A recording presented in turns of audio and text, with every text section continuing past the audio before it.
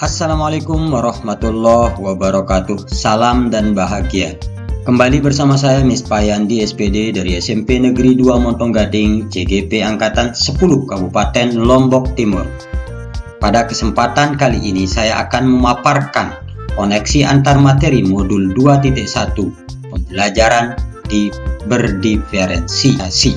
Pembelajaran berdiferensiasi merupakan upaya guru secara konsisten untuk menyesuaikan proses pembelajaran di kelas untuk memenuhi kebutuhan belajar individu murid. Artinya, pembelajaran berdiferensiasi haruslah berakar pada pemenuhan kebutuhan belajar murid dan bagaimana guru merespon kebutuhan belajar murid tersebut.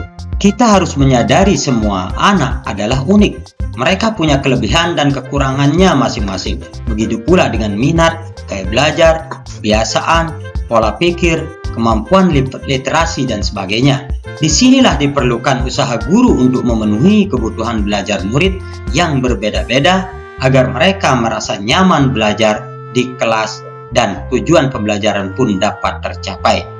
Pembelajaran berdiferensiasi adalah serangkaian keputusan masuk akal, common sense, yang dibuat oleh guru yang berorientasi kepada kebutuhan murid. Agar dapat melakukan pembelajaran berdiferensiasi, guru harus memahami tujuan pembelajaran, mengetahui dan merespon kebutuhan belajar murid, menciptakan lingkungan belajar yang mengundang murid untuk belajar, melakukan manajemen kelas yang efektif, melakukan penilaian berkelanjutan. Berkaitan dengan kebutuhan belajar murid, guru harus memahami 3 aspek, yaitu kesiapan belajar murid, readiness, minat murid, dan profil belajar murid. Kesiapan belajar murid, readiness, mengharuskan guru untuk menilai pengetahuan awal dan menentukan apa yang telah murid ketahui dan di mana murid berada. Minat murid, minat setiap anak pasti berbeda-beda. Minat adalah satu motivator penting bagi murid untuk terlibat aktif dalam proses pembelajaran. Dan terakhir, profil belajar murid. Ini berkaitan dengan lingkungan, budaya, gaya belajar, dan kecerdasan majemuk yang berbeda antara satu anak dengan yang lainnya. Kebutuhan belajar murid dapat diidentifikasi berdasarkan cara-cara berikut ini, yaitu mengamati perilaku murid, mengidentifikasi pengetahuan awal, mereview dan melakukan refleksi terhadap praktik pengajaran, berbicara dengan guru murid sebelumnya, membaca rapor murid di kelas sebelumnya, menggunakan berbagai penilaian formatif dan diagnostik. Strategi untuk mendiferensiasi pembelajaran ada 3, yaitu diferensiasi konten, proses, dan produk. Diferensiasi konten berkaitan dengan apa yang kita ajarkan, seperti materi, konsep, atau keterampilan yang perlu dipelajari berdasarkan kurikulum.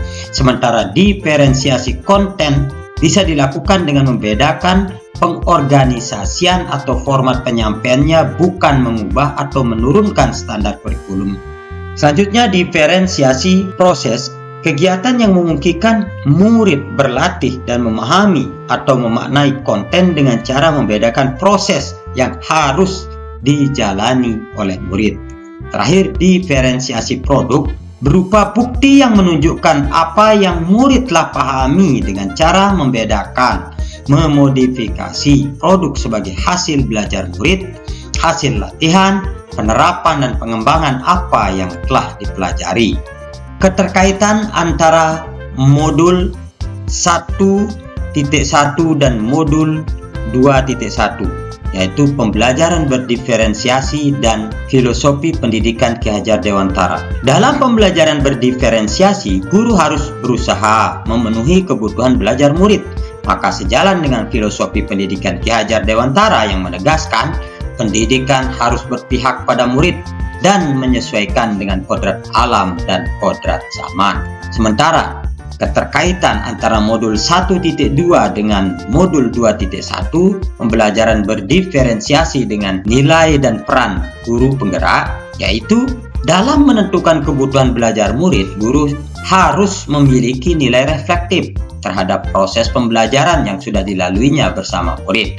Harus inovatif, membuat media pembelajaran sesuai dengan kebutuhan murid, dan harus mampu berkolaborasi dengan murid, sesama guru dan orang tua murid untuk mendapatkan informasi tentang karakter belajar murid.